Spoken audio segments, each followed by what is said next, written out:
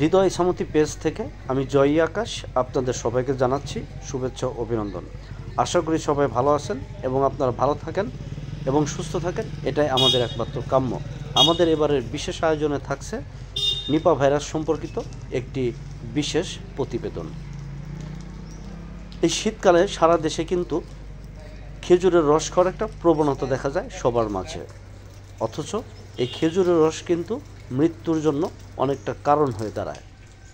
বিশেষ করে এই খেজুরের রসে কিন্তু দেখা যায় নিপা ভাইরাসের মতো একটা মরণ ব্যাধি। তাই আসুন আমরা এই নিপা ভাইরাস সম্পর্কে জেনে নেই কিছু গুরুত্বপূর্ণ তথ্য।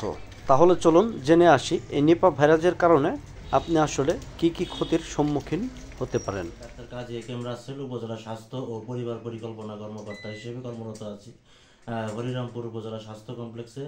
আজকের স্বাস্থ্য বার্তায় আমি নিপা ভাইরাস সম্পর্কে কিছু জিনিস আলোকপাত করতে যাচ্ছি। যেহেতু হরিরামপুর অঞ্চলটি, এখানে প্রচুর খেজুর গাছ আছে, অত্র এলাকার জিটকা অঞ্চল এবং অন্যান্য অঞ্চলে খেজুর গাছ এবং হাজারি গুড়ের জন্য বিখ্যাত। এবং শীতকালীন মৌসুমে এখানে যে খেজুরের রসের যে প্রাধান্য থাকে এবং বিভিন্ন পর্যটক এবং অন্যান্য ভ্রমণার্থীরা এখানে যে খেজুরের রস খেতে আসে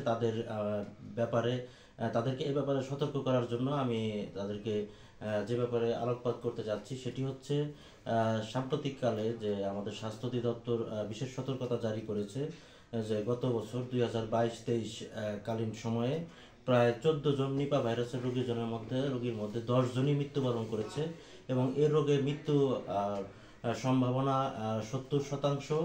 আর নিপা ভাইরাস মূলত একটি ভাইরাসজনিত রোগ।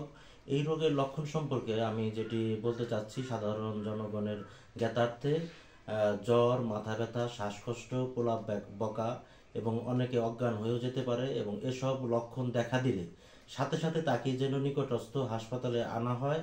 এবং আরেকটি ব্যাপার, আমি এই রোগটি প্রতিরোধে আমি বলতে চাচ্ছি যে কোনো শুধু খেজুরের রসই নয়, যে কোনো কাঁচা ফলমূল অবশ্যই আপনারা ধুয়ে খাবেন এবং কাঁচা খেজুরের রস খাবেন না।